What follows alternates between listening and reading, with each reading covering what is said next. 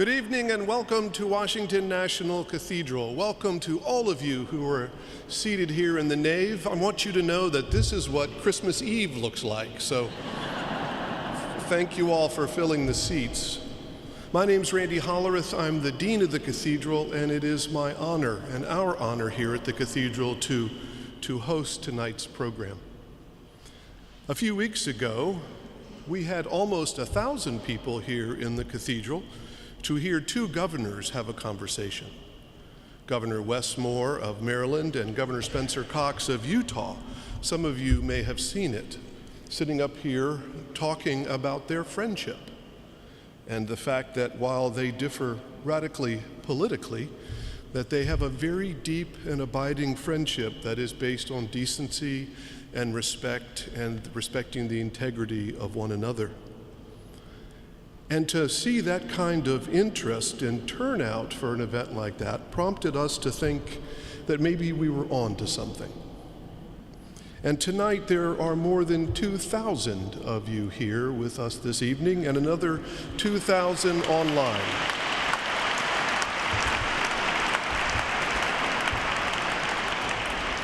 Those numbers tell me that there is a deep hunger in our country for this type of convening, these types of conversations. There are thousands who are looking for a different kind of politics, a different kind of being together, a different way of being American. That's why we here at the Cathedral are embarking on a series of programs under the banner of A Better Way, programs designed to promote civil discourse and the values of integrity and compassion, forgiveness, and love. Programs designed to remind people that even our worst enemies, political or otherwise, are, we believe, God's beloved children and need to be treated as such. We believe there is a better way to live together as Americans, a better way to learn from each other, a better way to find a way forward together to protect the integrity of our democracy. I'm so grateful to Congresswoman Cheney and to John Meacham, who is the Cathedral's canon historian, for being with us tonight for this important conversation. As someone who sacrificed her own political career to uphold her oath to support and defend the Constitution,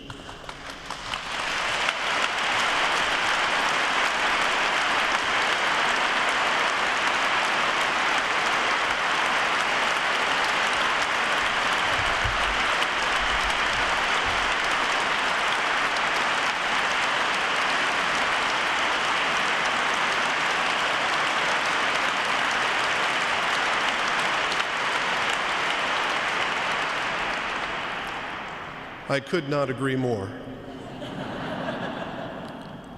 Congresswoman Cheney is a fine example of that kind of honor and integrity. So I want to take a moment just to thank our Cathedral staff for putting on this event, and in particular, our Director of Programming here at the Cathedral, Ms. Margaret Rawls, for her leadership and her hard work putting all this together.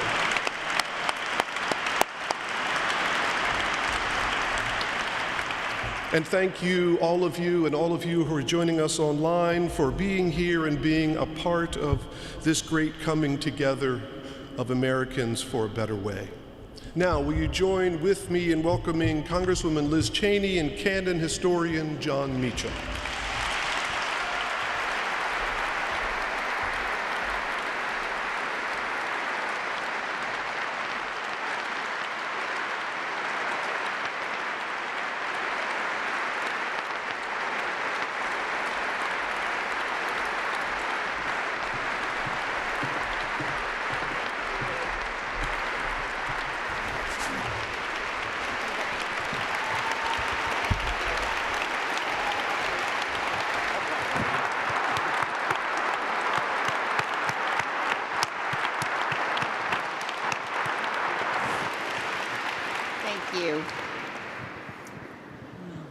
This is the only case in which Liz Cheney is to my left.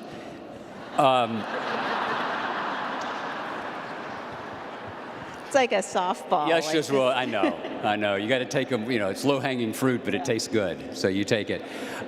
We were both pleased. The dean told us that this was like an Easter crowd. We were pleased we didn't have to go through Good Friday, although sometimes Washington feels that way, doesn't it? Thank you all for being here. Thank you to Congresswoman Cheney. As the dean so eloquently said, courage is a vanishingly rare quality, and you have embodied it in a way that is an inspiration to so many of us. So thank you. Thank you. Thank you very much.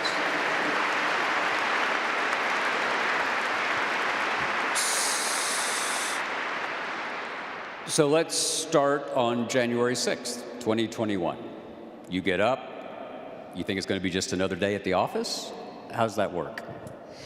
Well, first of all, it's such a wonderful privilege to be here with the dean and the bishop, and with John, who is not only the canon historian, but who is the voice of our age as an American historian. And so very grateful for all you've done.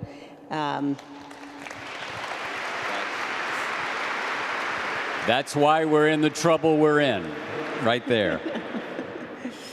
And I'm especially grateful that John Meacham introduced me to Tim McGraw and Faith Hill, who are like the coolest people I've ever met. So I'm grateful for that. I've known Liz for 25 years. She's never said anything nice to me until we introduced her to Tim McGraw, and she was like, wow, I'm actually cool. That was great. Democrats are much cooler than Republicans, I've learned.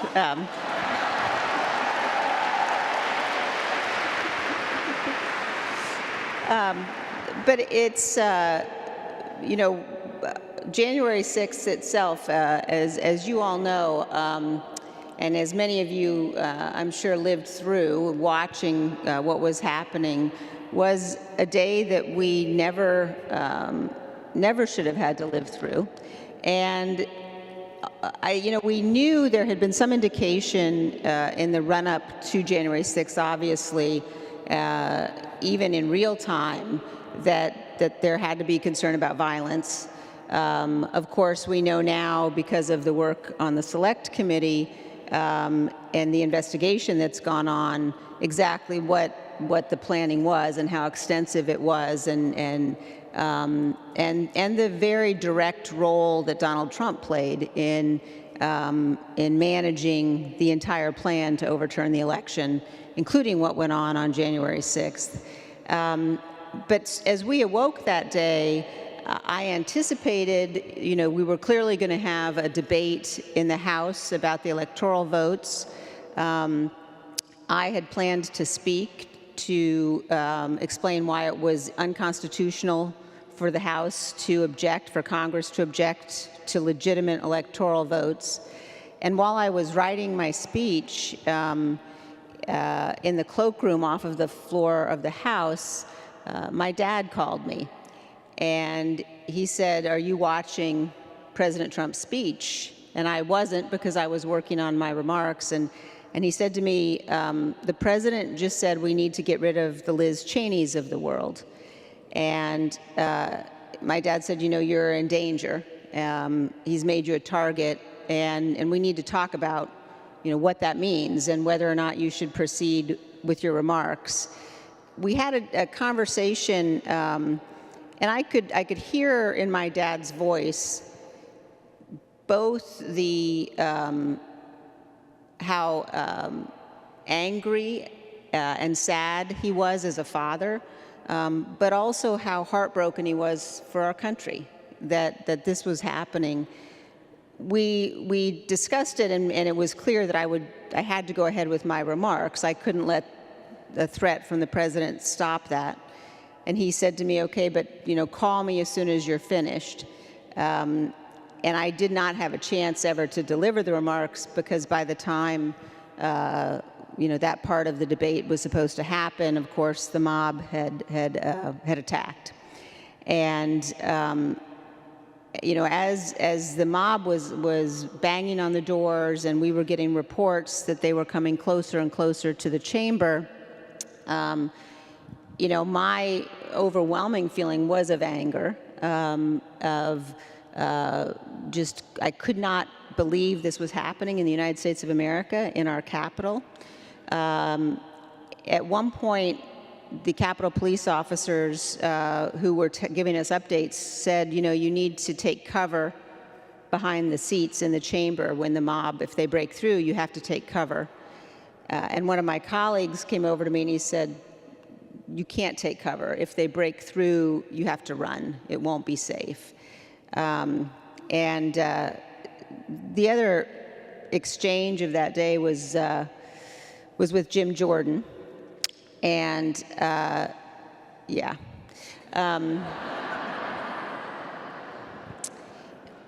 so Jim and I had I have to give you a little bit of background, because the first time that I had met Jim was one of my first days in Congress. And we were in a meeting of all the Republican members, and he came over and he sat down next to me. And he said, do you want to join the Freedom Caucus? And the Freedom Caucus, many of you know, is a group of very pro-Trump members of Congress. And I think I took too long to respond, because he immediately jumped in to explain why he was asking. And this was pretty much verbatim. He said, we don't have any women, and we need one. So it was a really tempting offer. He's a real sweet talker. Yeah, but no. Mr. Smooth. Yeah. But on the 6th, I was standing in the aisle of the chamber, and Jim, who was more involved than probably any other member of Congress in terms of working with Donald Trump and the planning for overturning the election, he came over to me as the mob was trying to break through, and he said to me, we need to get the ladies off the aisle. Let me help you. And I swatted his hand away, and I will not repeat here in the Cathedral everything that I said to him, but made clear that I didn't need his help.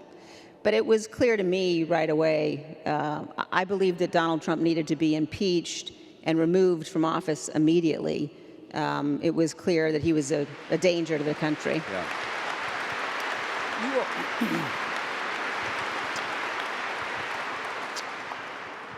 So your family has been a vital part of the American story really since the late 1960s. And so many of the images of that terrible day of September 11th, 2001, your father, your mother are part of that iconography.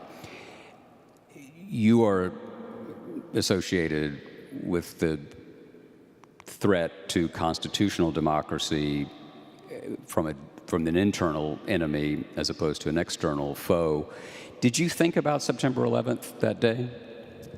I thought about it very much when I saw the footage of Vice President Pence being evacuated down the steps of the Capitol. And that immediately brought to my mind, there's a picture of my dad on September 11th being evacuated by Secret Service by an agent named Jimmy Scott, who evacuated my dad down the steps of the White House into the bunker. And when I saw the video of Mike Pence being evacuated, it was such a clear realization that, when my dad was evacuated, it was because America was facing, the threat from Al-Qaeda, airplanes that had been hijacked, and they were concerned one may be flying into the White House. And then when Vice President Pence was evacuated, of course, it was because of a threat, from our own citizens that was being instigated and incited by our own president. And I remember on the night of 9/11 itself, President Bush, when he spoke to the nation from the Oval Office, he said the terrorists can shake the foundations of our biggest buildings, but they cannot shake the foundations of our democracy. And I believe very strongly that the threat that we face today is actually one that does threaten the foundations of our democracy. And I think that it's important to remember how grave that threat is. I do want to say, though, a couple things, John. My mom and dad are watching the live stream tonight, so I want to say hello to my mom and dad.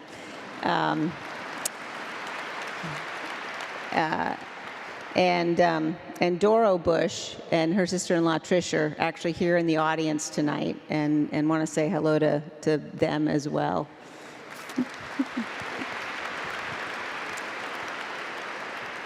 And sitting very close to them are my husband, Phil, and my daughter, Elizabeth, both of whom worked extensively on the Select Committee. And so very grateful for them for a whole bunch of reasons. So.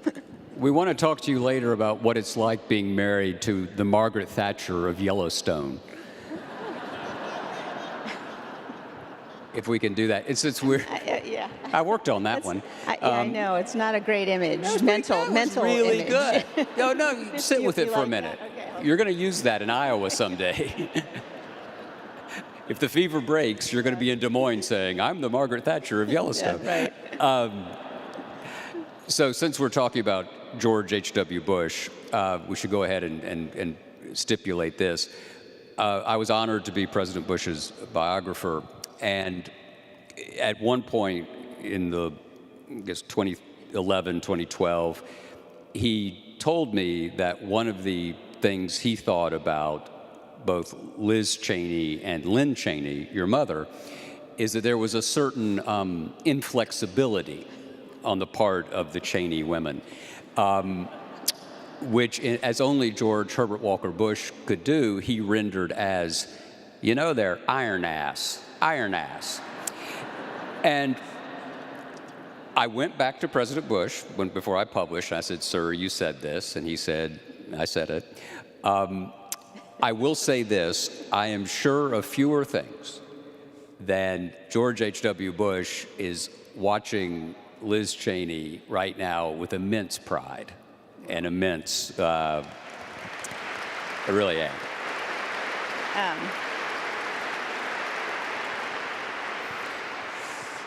I do have to tell you, though, after the book came out, my mother's birthday was shortly after the book came out, and we actually had T-shirts made that had my mother's picture on one side, and on the back it said Team Iron Ass. So that's perfect. I didn't know you were allowed to say that word here either, John. I think you could raise money off this. I really do. I really do. So talk about this. Your father was President Ford's chief of staff. He was was in the House. He was George H.W. Bush's Secretary of Defense, Vice President of the United States. This is not his party. It's not George H.W. Bush's party. It's not George W. Bush's party. Put on your historian's hat. What happened to the Republican Party? Well, it's a big topic. I think several things. I think first of all, there was and there remains, I think, a very real sense in many parts of our country that there are people who feel that their voices aren't heard.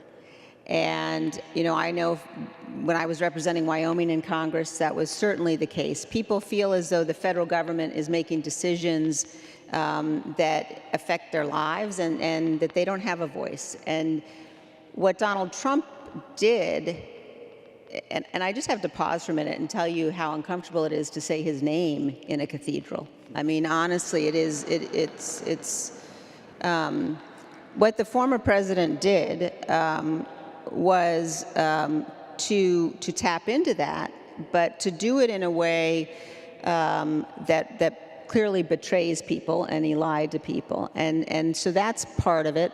Part of it is a cult of personality, And I think it's very important to think about the people who are supporting the former president. They're not, you can't describe the people who are supporting him, you can't attribute the same characteristics to all of his supporters. There are some people that he really has betrayed and who actually believe what he's saying, believe the lie. Very many good Americans, patriotic Americans who have absolutely had their patriotism turned into a weapon. But there are also people, and I actually think these people are even more dangerous. They're the people who know that he is a grave threat, who know that what he's doing is dishonest and dishonorable, but who have decided to be enablers, collaborators, and that describes many of the elected officials in today's Republican Party. And I don't know. I'll give you one example from the last 24 hours. The Republican candidate for Senate in Pennsylvania is a man named Dave McCormick, who served honorably, served in the military, served the nation honorably, who served in both, I believe, the Bush administration and the Trump administration. He knows better. He knows that Donald Trump is not fit for office. And yet, in the last 24 hours, he has been circulating an endorsement that Donald Trump made of him. Donald Trump was standing in the hallway outside the courtroom in New York, and he endorsed McCormick. And McCormick is now circulating that endorsement, which, that sort of behavior from somebody who absolutely knows better creates a permission structure for people to support the former president. And I think that everyone who has taken an oath to the Constitution, everyone who wants to serve in public office, has to be willing to say, no, that this is wrong. It's not about policy. This is wrong, and it's a threat to the Constitution. But that sort of excusing and appeasing still goes on, although my last point on this will be that in that same primary in Pennsylvania yesterday, I think close to something like 27% of Republican voters in that primary voted for Nikki Haley, and she's not even in the race anymore. Right. So I think that, at the end of the day, the baggage that the former president has is clearly having repercussions at the ballot box. I mean, if this were about policy, Nikki Haley would be the Republican nominee, I think. And we would win if she were the Republican nominee. I leave that to others. But she would be the nominee, and it would be in the fascinating race, right? So let me ask you about this partisan mindset, because for all our joking about it, I'm actually not a Democrat. I'm not a Republican. I voted for presidents of both parties. The gap is narrowing as time goes by. I don't understand the mindset, and it's an honest failure to understand, the mindset of the voter who would cast their vote for a clearly illiberal, proto-authoritarian, a man who, if Mike Pence had not done what he did, might well have created so much chaos that the most scrutinized presidential election ever, the 2020 election, full, free, and fair, 60 judges, we all know the numbers, that they will not vote for President Biden because of the letter next to his name, because he's a Democrat. And I'm thinking not least about the former Attorney General, Bill Barr, who last week, I think in a moment of wild hyperbole, said, well, I have to vote for Donald Trump because 4 more years of President Biden is, quote, national suicide. And you listen to the horns of Elfland. I mean, to me, it's genuinely beyond the bounds of reason. Your mother's a biographer of James Madison. The point of the Madisonian contract was to give reason a chance to at least take a stand against that kind of passion. What do you say, and you must get this a lot, to Republicans who say, yeah, he's terrible, but Biden's going to sink us all? What's your response? Yeah, I think, well, first of all, my response is this is not a policy election. We can survive, and I have policy disagreements and areas of agreement also with President Biden, but we can survive what I think are bad policies. We can't survive a president who is willing to torch the Constitution, and that's the choice.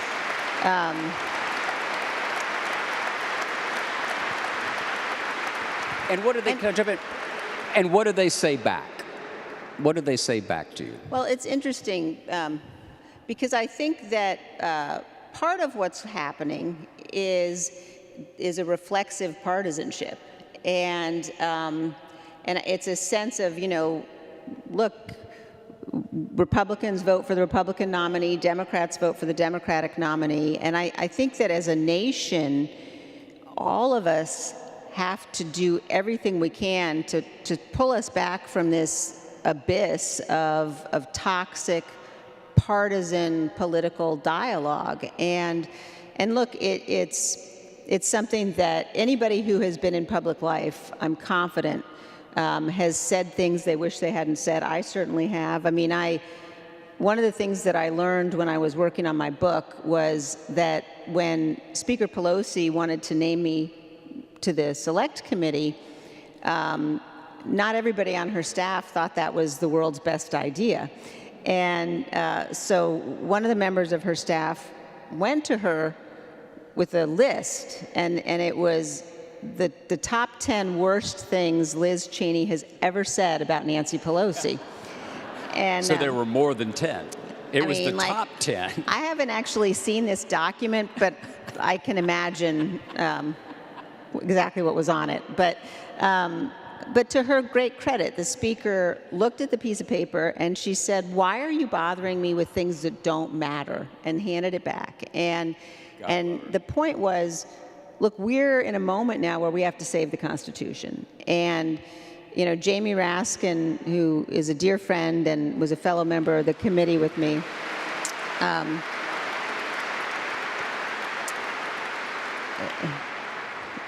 Jamie and I would joke, we really look forward to the days when he and I can be disagreeing again. Right. Because it'll mean that we've righted the ship. But I think in terms of this election cycle, it's so important for us to be thinking about how do we make sure that people understand the danger of a vote for the Republican nominee, and that people who are on the fence, who are unsure about it, that they understand if he were to be elected again, we know what he would do because we know what he attempted to do.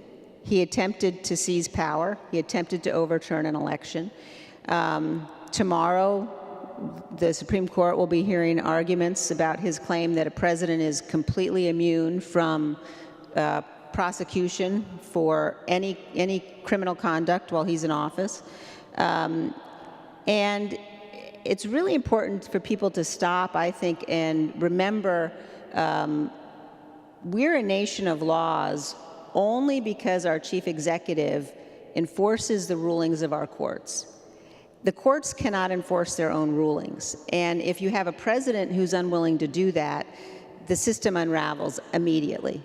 And that's the danger that we face. He will not have in office the people that he had around him before who stopped some of the most dangerous things he attempted. And if you look at episodes like the threat of mass resignation. The White House counsel's office, the Justice Department, when the former president had appointed Jeff Clark to be Attorney General and they were trying to stop him from proceeding, the threat that stopped him was the threat that there would be mass resignation and that would damage him politically. If he were to be in office again, he would welcome mass resignation. He wants to be rid of people who oppose him. And imagine what he will do with the pardon power. I mean, this is as citizens of this nation, we really have to force ourselves to think about things that normally you would say could never happen here. But that's the threat that a second Trump term poses. So our friend Mike Donnellan is here, a former senior advisor to President Biden. Mike has a point that in many ways we choose to be as polarized as we are. That is, it's not as if, this is me talking, I won't drag Mike into this, it's not as if this is an alien invasion, right? Voters get what they, to some extent, what we deserve. And there's no doubt about, as you're saying, what's at stake here. He's told us. The former president has been very clear, both in deed and in word, about what would result from this. How do you make the case to those Republicans who are reachable by reason to make a different choice? Yeah, I mean, look, I think first of all, what we are seeing around the country, both in the primary we saw, last night, as well as in Republican primaries throughout this season, has been, numbers of people Republicans who say they will not vote for him, that, make it very difficult for him to actually, for Trump to actually be able to win a general election. And so I think that people do understand on some level. They do, people are frustrated with the choice, but I think it's pretty clear, especially as we get to the general election, that that you have a significant number of Republicans who won't vote for him. I also think that, in matters of national security policy, because sometimes you do hear Republicans say, well, on national security, I have to be with him. I mean, no president in American history has ever done what Donald Trump did in terms of, welcoming an enemy, an adversary to invade our allies, which is, what he did recently, welcoming Putin to invade NATO. His threats to withdraw the United States from NATO, his sort of return to isolationism, and frankly, his ties to Putin, and the growing influence in the Republican Party of Vladimir Putin. That's another way that this is not, the Republican Party of Ronald Reagan, and those voices in our party have to be willing to stand up again and say, we're going to do things like vote for the package of assistance to Ukraine that recently passed the House and Senate. Are you?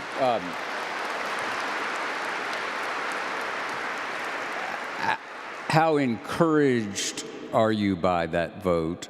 Do you believe that Mike Johnson's road to Kyiv moment is genuine?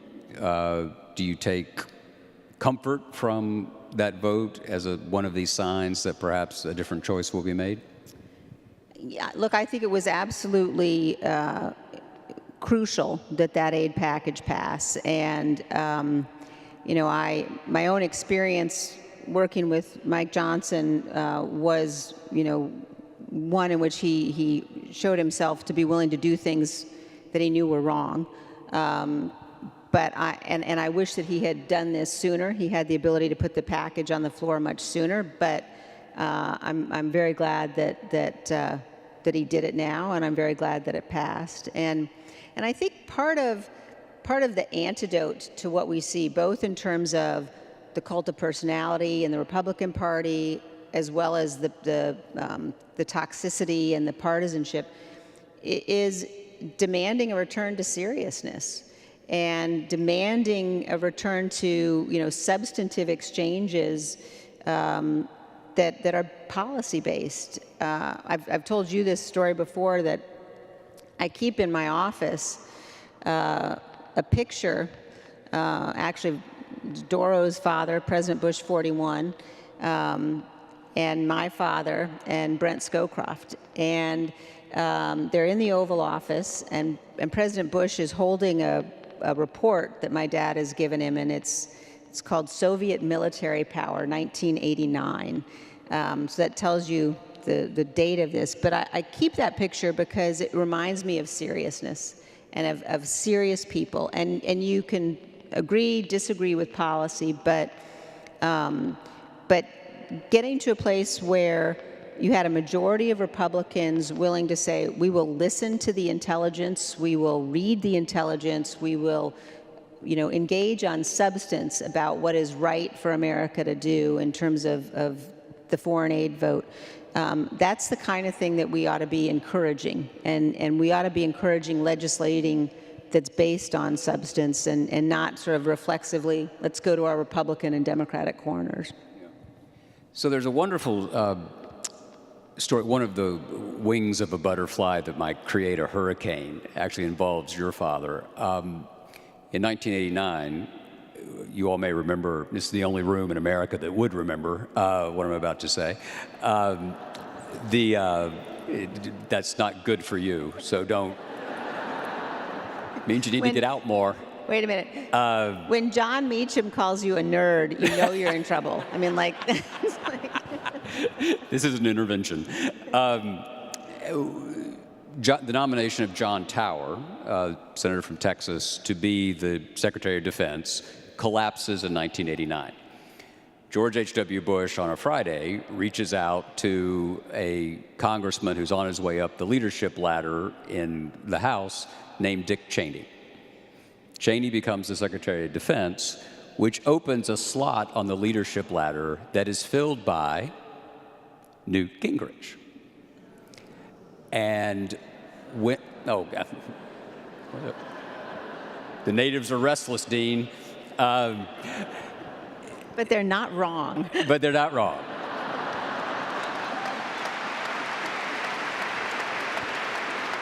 So, one of my favorite stories about perhaps how we got where we are is the following. Vin Weber, then a congressman, had run Newt Gingrich's internal House campaign. George H.W. Bush, who'd been a man of the House from 1966 to 1970, asked Gingrich and his colleague Vin Weber to come down to the White House to have a beer, talk things over, classic retail politics. And they're sitting there, and Vin can tell that there's something President Bush wants to say, but he can't quite say it. And so they're on their way to the elevator in the residence, and finally Weber says, standing there with Gingrich, "Mr. President, what worries you most about us?" Pointing to Newt. And President Bush is sort of relieved to have this opening. And he says, "I worry that sometimes your idealism may get in the way of what I think of as sound governance." And Weber said, I've always appreciated that he said idealism. He didn't say nuttiness. He didn't say even ideology. He said your idealism, your purity.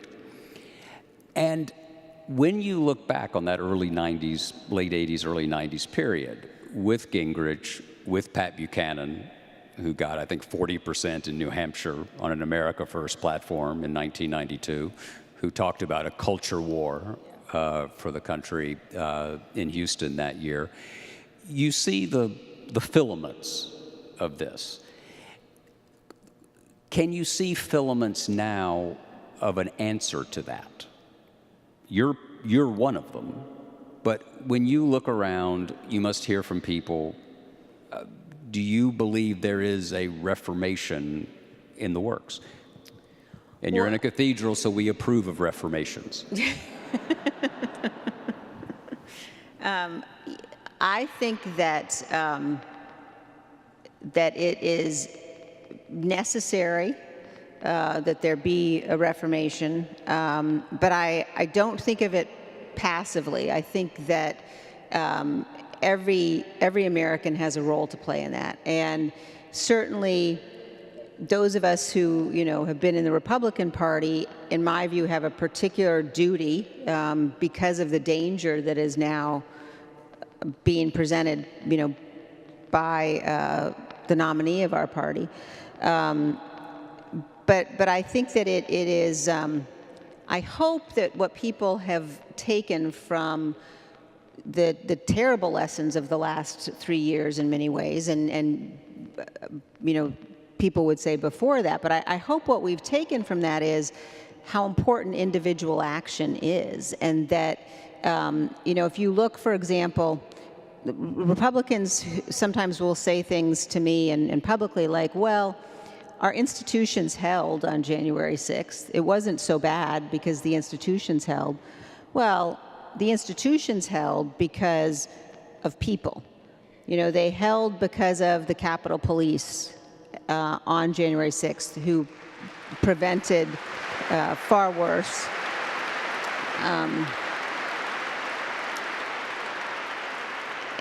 And they held because of people like Rusty Bowers, the Speaker of the Arizona State House, who,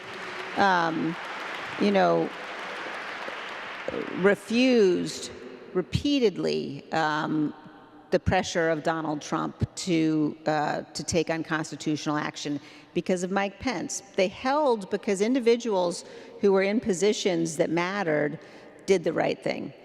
And the lesson for all of us, I'm amazed at how many political leaders seem to view themselves as bystanders. Let's ignore Trump and he'll go away and we don't have to actually defeat him. No, we actually have to defeat him. And we all have to do that, not just those who are in elected office. But we also all have to hold our elected officials to a higher standard. And, when I think about the most memorable and important, and I hope, consequential experiences that I had in the House, before the Select Committee, it was times when I was in a debate with somebody who I didn't agree with on whatever the issue was, but they were very knowledgeable. It was with another member or members who knew what they were talking about, understood why they had arrived at the view they had. I hope that I had come to the debate as prepared as they were. And when you have that kind of exchange and you show that kind of respect, that's how you get good policy, because you're willing to listen. And maybe you change their mind, maybe they change yours, but we have to make sure that we're incentivizing the elected officials who are operating that way, and disincentivizing those who are, conducting themselves like Marjorie Taylor Greene, for example. I like to call her Moscow Marge now. That's, I think, very, yeah. But actually probably therefore just violating my own rule about being serious. But I would say I think it's important that the people who are conducting themselves around substance need to be incentivized for doing that. And we have to be willing both to make sure that we're voting for the best candidate, but also people need to run for office. People need to go put their name on the ballot. Make sure that, we all have good options when we go in to vote. So one of the ways we've come through not dissimilar moments in American history, thinking particularly about the McCarthy era, Lincoln's birthday, 1950, he gives the speech in Wheeling, West Virginia. It's not until late 1954 that he's censured. Margaret Chase Smith, one of your progenitors, gives a speech called Declaration of Conscience in the Senate. She gets 6 co-signers. Republican senator from Maine denounces McCarthyism. Only 6 people agree with her. McCarthy dismissed them as Snow White and the Six Dwarfs. And yet, so as usual, the women were right. It then took another 4 years for the rest of the Senate to get there. Part of that was McCarthy rose to power in a print and radio world, and TV hurt him, actually. The Army McCarthy hearings, when you could see him, it shifted it slightly. One of the things about the 45th president is he has so mastered the means of communication that have led in many ways, or at least enabled, if not led, to the kind of toxic climate you're talking about.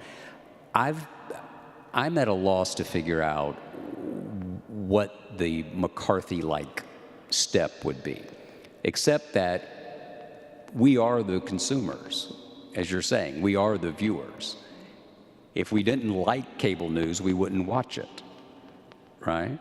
So this goes back, as you're saying, to human agency and to people making fundamentally a moral choice, right? Yeah. Well, and look, I'm actually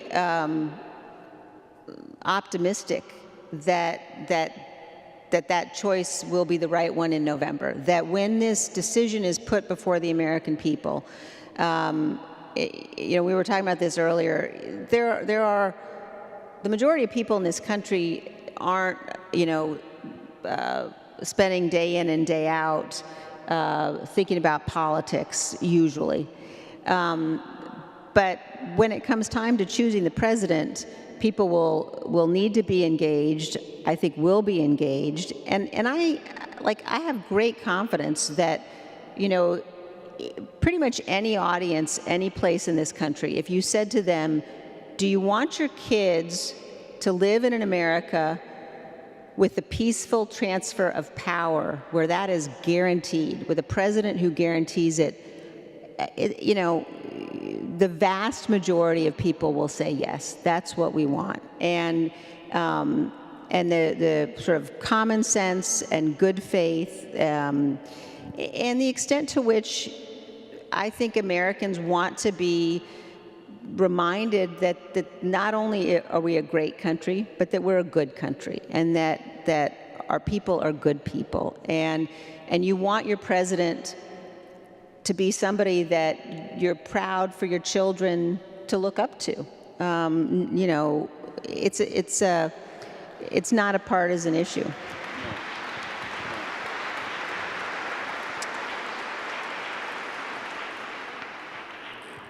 Run for office. Don't vote for the Republican nominee. What else is on your list? Well, tell everybody you know not to vote for the Republican nominee. But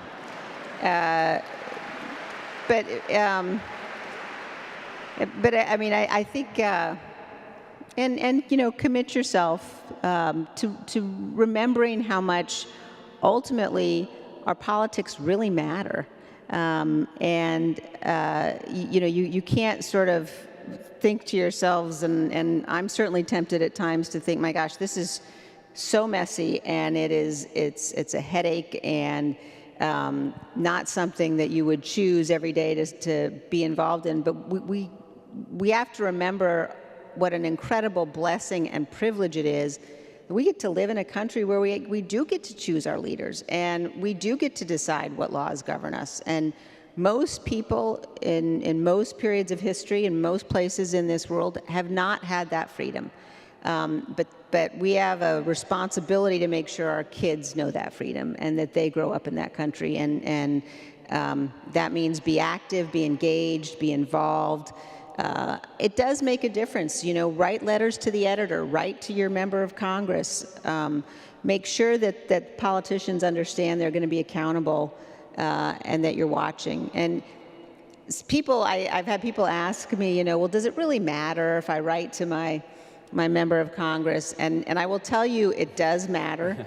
And I will tell you my very favorite piece of constituent mail I ever got was a handwritten note that said, "Dear Liz, never liked you much, but I'm starting to. And I thought, all right, sums it up. I bet you've gotten a lot of that recently. Every once in a while. We have some questions from you all. Dun, dun, dun.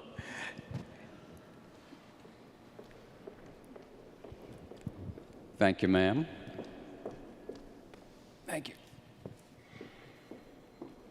Even with type this size, I was going to say I'm too old to read it. This is terrible. Terrible. Tomorrow, the Supreme Court will hear the case regarding the former president's immunity claim. This is just one of many criminal trials ahead of him. There's a sentence you weren't expecting to have in American history. Do you think any will take place prior to November's election? And do you think the Supreme Court will move quickly with its decision? Well, I think it's really important that, in particular, the January 6th trial go forward. And, the Select Committee was able to conduct an investigation that generated a significant amount of information about what had happened, but there was important testimony that we were not able to get. Members of the White House counsel's office, for example, who claimed executive privilege and felt that they couldn't share everything that had happened. We know from press reports have now testified to the grand jury without those claims of executive privilege. Members of the president's staff. So there's important testimony that the grand jury has heard, according to press reports, that the public hasn't. And the idea that the January 6th trial would be delayed until after the election, in my view, it just can't be the case that a president can attempt to steal an election, to seize power, and we can't hold him to account until after the next election. I think that the Supreme Court may well, have wanted to be clear that there are certain areas where a president might enjoy immunity. For example, a commander-in-chief acting during a time of war. And that may be why they took the case. But I think it's crucially important that they rule quickly and decisively that no circumstance under which a president's actions would be protected by immunity exists here. No president can attempt to do what Donald Trump did and enjoy immunity for that. And so I think it's crucial that the court understand. I mean, the court, their role is not to be involved in politics. It's very important that they not be involved in politics. And I think it's important to recognize that not ruling quickly here would mean that the trial doesn't proceed in the ordinary course, and would mean that potentially information that's critically important, evidence that's critically important, if Donald Trump were to be reelected, would remain, forever hidden from the American people, and that's not right. I also think it's important for people. You hear sometimes Trump and others suggesting that somehow the Select Committee hid evidence or suppressed evidence, that Donald Trump doesn't have the evidence. It's obviously not true, but it's also important to know that Donald Trump specifically has himself all of the evidence. Even, there were a handful of transcripts that we had to turn back to the White House, to the Secret Service, which we asked those agencies to review for law enforcement sensitive material and other sensitive issues, and then put with the National Archives. Even those very sensitive transcripts, Donald Trump has had since last year. He has all of the grand jury testimony. He knows exactly what those people closest to him will say. He knows what they've testified to about his conduct, and that's why he doesn't want the American people to see that evidence. So I think it's obvious. There's no question that his assertion of immunity should be rejected. I think very clearly it will be rejected by the court, but I also think it's important that they rule in a way that doesn't allow additional delay. Were you surprised, given the testimony the committee heard from Bill Barr, with what he said about voting for Trump? Yeah, I mean, given what Bill Barr has said publicly about Trump's lack of fitness for office, I think that his assertion now that he's actually going to support Trump for office is indefensible, and was frankly disappointing to see. I mean, Bill Barr understands how important it is to have a president who will uphold the rule of law, and he's seen firsthand, and he's said publicly that Donald Trump's behavior, his conduct, his willingness to lie, his willingness to tell people things that he'd been told weren't true, all of those things, are a very dangerous and toxic mix. So you'd have to ask Bill Barr why he would say what he said now, but I certainly think it's wrong. I'd rather ask you. But thanks. What second prize? Can you please elaborate, it's a good question, on how your message is being received outside of Washington and the rest of the country? What resonates most among ordinary voters who may be less open to your view? Yeah, I spend a lot of time traveling around the country and speaking. I speak on a lot of college campuses, and I've been really heartened by the extent to which people are engaged. They're seized with how important the election is. They understand what's at stake. They want to know what can they do to make sure that Trump doesn't get anywhere near the Oval Office again. And I think it's very interesting. One of the issues that I think is most important is to focus on what he was doing while the attack was happening. And the reason I think that's so important is because someone who would sit and watch that attack on television, who would refuse multiple pleas by his family, by his senior staff, to tell the mob to leave, someone who would be told that the vice president had been evacuated, and according to one report, Trump's response was, "So what?" We know that someone handed him a note that said a civilian had been shot at the door to the House chamber, and he put the note on the table in front of him and continued to watch the attack happen and wouldn't tell the mob to leave. That's evil. It's evil. And that's a moral issue. And I think that it's important to remind people of that. When historians of the future look back at the past 8 years, will they view it as a forever changing American moment in time? What do you think? I'm sorry, what was I didn't understand the.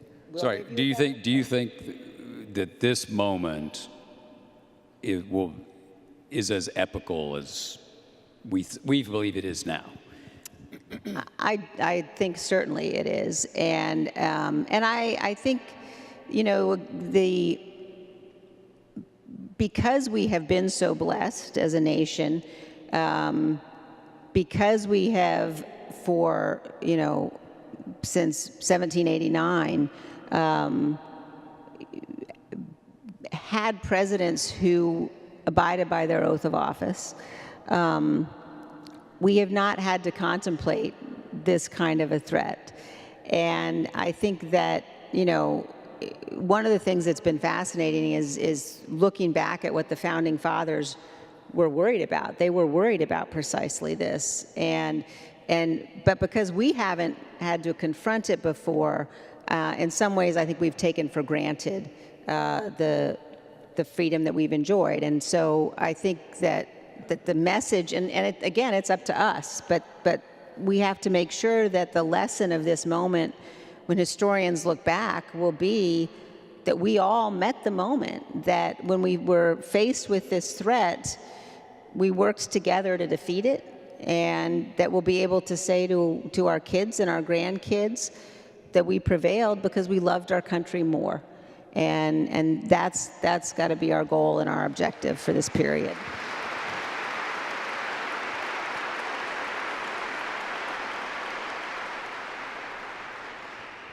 Well, thank you, thank you. I'd like to ask you to close us out with quoting yourself.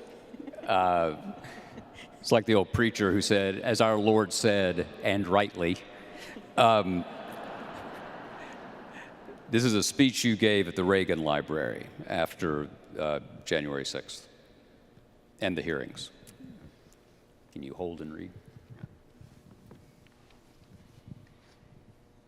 Oh, this is at the Reagan Library, and this was the day after Cassidy Hutchinson testified, and she's one of the individuals who showed such tremendous bravery and courage.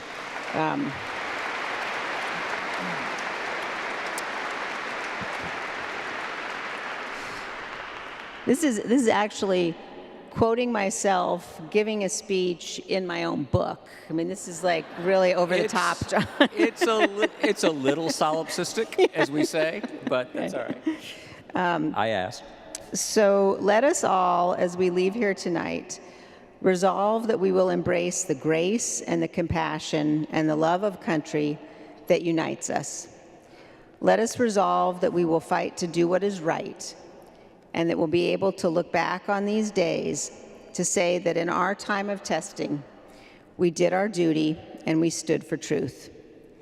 Ultimately, that is what our duty as Americans requires of us, that we love our country more, that we love her so much that we will stand above politics to defend her, and that we will do everything in our power to protect our Constitution and our freedom, paid for by the blood of so many.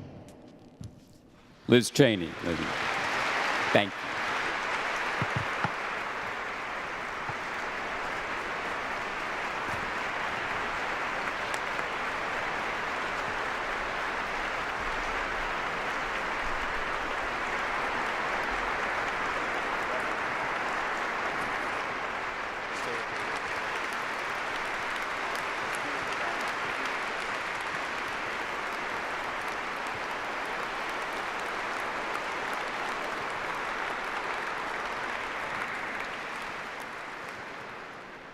May the Lord bless you and keep you. May the Lord make his face to shine upon you and be gracious unto you. May the Lord lift up his countenance upon you and grant you peace. Good night, everyone. Thank you very much.